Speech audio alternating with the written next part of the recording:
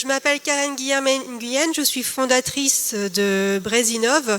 C'est une entreprise de no-code qui sert à programmer avec de la programmation visuelle à faire des applications mobiles et de l'automatisation.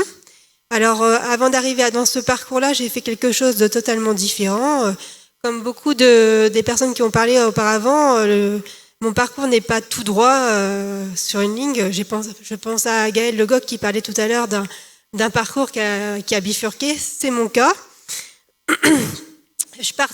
En fait, j'ai préféré ne pas faire trop de texte et je suppose que c'est à propos parce qu'il est déjà tard et que j'entends déjà les estomacs grogner d'ici.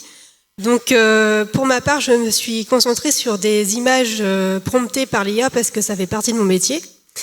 En 2 mots, pour faire bref, moi je partirai de ma vocation. Comme beaucoup d'entre vous, on a eu des rêves d'enfant. Moi, j'ai grandi dans les années 80, et donc les années 80, ça veut dire manga, Star Wars, science-fiction, roman d'aventure. Et donc j'ai été baignée dans cette ambiance-là avec la volonté de changer le monde, d'inventer, comme MacGyver par exemple, et donc, mais aussi tout ce qui est le domaine de la littérature.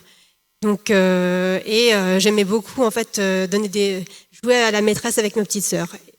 Moi, je viens du Relecq-Kerrion. Je vois qu'en fait, je suis un peu dans l'eau là, avec mon petit indicateur. Mais en fait, le Relecq-Kerrion, la plupart d'entre vous ne connaissent pas. C'est en face de Plougastel, les fraises de Garriguette. Ça vous parlera peut-être un petit peu plus. Et donc, j'ai en fait une volonté d'ancrage territorial parce que je suis bretonne et fière de l'être. C'est pour ça que mon entreprise s'appelle Brezinov. Et j'ai toujours gardé à l'esprit cette volonté de défendre l'étendard breton partout où je suis allée.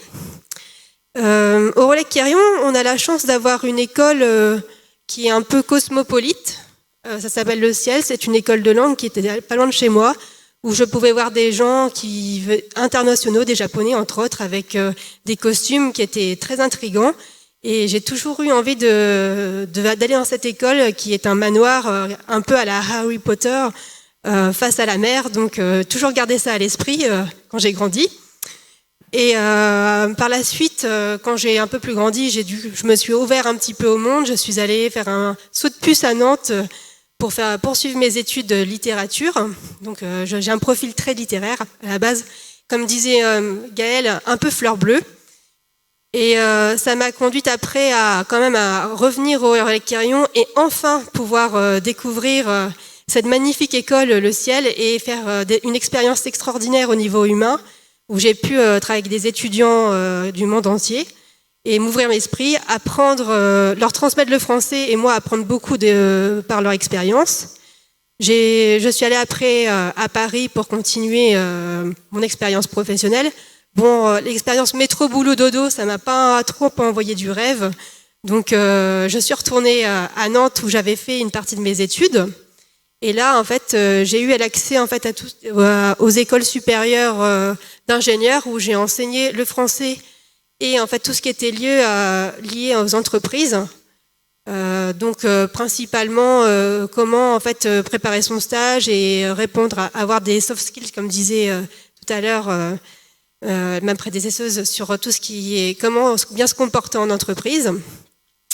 Et j'ai mis en place un parcours hybride à l'école centrale sur ma dernière expérience où j'ai travaillé un peu plus de 8 ans, et ce qui m'a permis de m'ouvrir des opportunités sur tout ce qui était le domaine informatique. Et donc c'est là où j'en viens à une réflexion, c'est que en fait moi qui viens d'un milieu quand même littéraire avec très peu de maths dans mon parcours, on m'a toujours dit que toutes les filières scientifiques n'étaient pas pour moi, que j'avais très peu de chances de pouvoir percer et qu'il ne fallait pas m'entêter, que de toute façon, c'était mort. Alors je répondrai à ça, rien n'est jamais mort. À partir du moment où on a l'ambition et qu'on veut y aller, il faut y aller, quoi. Donc j'ai eu beaucoup de chance dans mon dernier poste d'ingénieur pédagogique parce que j'ai pu tester beaucoup d'outils. Et comme il y en a quand même maintenant en 2023, donc ça a beaucoup changé entre les années 80 et maintenant, j'ai pu tester des outils qui étaient très innovants et puis et j'y ai pris goût parce que ça fait gagner tellement de temps, ça ouvre tellement d'opportunités. Donc ça m'a permis de tester en fait le digital, donc les outils de programmation visuelle. Je suppose que chacun d'entre vous, comme vous êtes la nouvelle génération, vous connaissez un peu probablement, en tout cas en ce qui concerne les outils pour créer des sites internet.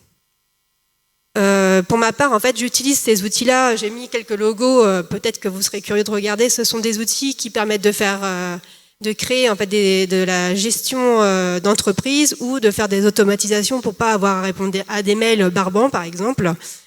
Ou encore, en fait, j'ai mêlé de l'IA avec de l'automatisation pour gagner en efficacité sur des tâches qui sont de cœur métier.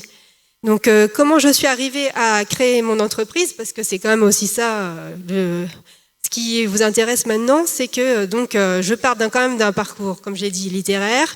Et en fait, comme beaucoup d'entre nous, je me suis formée tout au cours de mes expériences professionnelles. J'ai toujours fait une veille technique, ça je vous l'encourage très fortement, de rester curieux, rester ouvert, regarder ce qui se fait, parce que effectivement les outils évoluent très vite. En l'espace de 2 ans, des outils disparaissent, d'autres apparaissent. Il faut rester toujours dynamique et curieux. Et surtout tester, parce que là, vous faites des études, vous avez encore un peu de temps. Essayez de faire des stages, de proposer des projets. Si vous faites partie d'une association, essayez de créer un site, par exemple, si vous êtes curieux, ou une appli. Vous verrez, c'est pas si compliqué que ça quand on met un peu les mains dans le cambouis. C'est à la portée de tous, je pense. Et ça peut vous offrir des opportunités. Et en sortant du cursus universitaire, parfois, c'est là où on trace une route différente que celle dont on espérait. Et ça change un peu le cours de notre vie. Donc pour ma part, Brezinov, c'est une aventure maintenant de 2 ans. J'ai commencé toute seule. Puis mon mari, qui est dans l'informatique et qui a fait les NIB de Brest, m'a rejointe parce qu'il a été convaincu aussi par les outils no-code. Et tous deux, on forme des projets qui nous tiennent vraiment à cœur parce que l'idée, c'est d'être implantés sur le territoire breton, de partager notre passion et aussi d'apprendre beaucoup des entreprises qu'on croise. On travaille avec des entreprises vraiment très variées qui ont à cœur de dynamiser en fait et de rendre plus digital en fait leur process pour gagner du temps sur leur cœur de métier. Et donc on propose des formations no-code surtout plutôt des PME et ETI. Mais bon, en général, après, on a beaucoup de curieux. On a aussi fait des formations à des gens qui ont 65 ans, par exemple, et qui ont réussi à faire des choses incroyables, comme quoi, quand on veut, dans ce genre de secteur, on peut y arriver avec un peu de persévérance. Et je vous donnerai quelques chiffres. Donc là, avec mon conjoint, on est déjà arrivé à peu près à faire une quinzaine d'ateliers en 1 an et demi, 3 conférences. On a plus de 200 apprenants sur Discord parce que oui, on apprécie beaucoup les outils comme Discord. C'est un outil quand même formidable pour rester en contact avec nos clients et plus. Et ce qui est très important, ce que disait auparavant en échangeant avec Clémence, c'est qu'on a 73% des femmes qui viennent se former avec nous qui sont motivées et qui veulent se lancer dans le numérique et qui n'ont pas forcément un profil scientifique. C'est ça qu'il faut noter aussi. C'est que c'est pas parce que vous avez fait une filière qui est plutôt littéraire et que vous n'avez pas une passion pour les mathématiques que c'est fini, quoi. Non, c'est pas. Vous avez vos chances. Il faut juste être un peu astucieux, un peu volontaire et voilà. Donc, pour l'instant, on a 100% de satisfaction. Je vous dirai, on verra dans 3 ans. J'espère que ce sera toujours le cas. Et tout ça sans coder. Donc, voilà. Pour ma part, en fait, se lancer dans ce métier-là, ça a été quand même un challenge parce que ça m'a demandé de sortir de ma zone de confort. On y revient. Ça va être quand même un peu le motto de ce matin, c'est sortir de sa zone de confort, pas rester dans quelque chose qui nous plaît pas, parce que quand on se plaît pas, on s'ennuie, on fait soit un burn-out, soit un bore-out, enfin, et donc l'idée c'est quand même de toujours se renouveler et de pas se dire que le chemin est tracé, et surtout ne pas laisser les autres nous mettre dans une case, dire ah bon celle-là elle a fait littéraire ou celle-là elle a fait un BEP, donc elle s'en sortira pas, c'est pas la peine de lui donner sa chance. Il faut en fait tracer sa route. Voilà.